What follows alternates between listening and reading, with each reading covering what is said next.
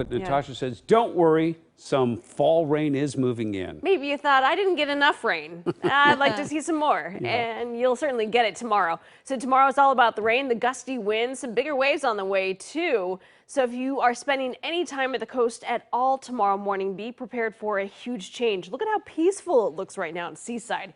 It's 60 degrees and wind, well, not much to speak of right now.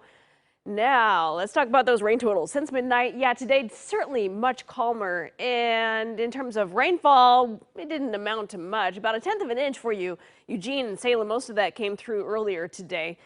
Close to about 2/10 of an inch Scappoose over to Kelso. Not quite 1/10 of an inch, and nothing to measure at Astoria. All right, so we are tapping into a whole lot of moisture sitting offshore. Look at that. Over the Pacific, it's all some nice wet weather heading our way. Any chance of thunderstorms? Well, we had that earlier today in western Washington. Not so much for Oregon. Tomorrow is all about just some good downpours and some stronger winds. Let's time it out for you. So noticing certainly at the coast as soon as 6 o'clock in the morning, probably before that, closer to about 5 o'clock in the morning, you'll start seeing some showers. As soon as we get to about 7:30, noticing definitely a wet commute for you in the morning and throughout most of the day. Here you go for the afternoon, some heavier showers coming in.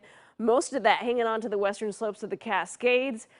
Enough moisture left over. So on the lee side of the mountains, on the east side of the Cascades, you'll have enough rain to even measure throughout the day tomorrow. So that's pretty exciting. Saturday's kind of a day where we start drying out. So by the time we get to Saturday night, most areas will be on the dry side. Now, let's talk about how much rain we could get.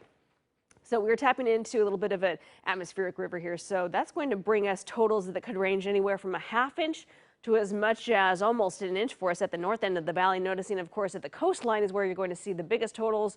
1 inch, possibly a little bit more, closer to about 1.5 inches, almost there for some of our coastal communities.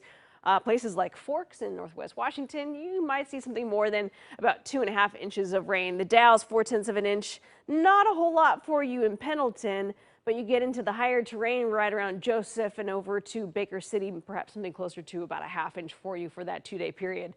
Wind gust forecast. So those winds, you'll certainly notice them as soon as we get to about 5, 6 o'clock in the morning at the coast. By the time we get to about 8 or 9 o'clock, anywhere from 35 to 40, perhaps even 45 miles per hour.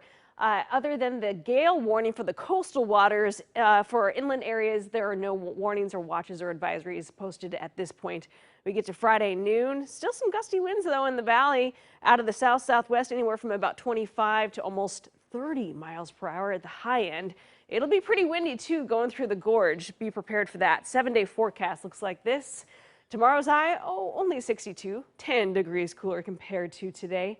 But look at Sunday. Let's focus on the sunshine there. 74 next week, making up for some lost time. Low 80s starting on Tuesday, lasting through Thursday. All right, well, still ahead. The Pac-12 is back. Travis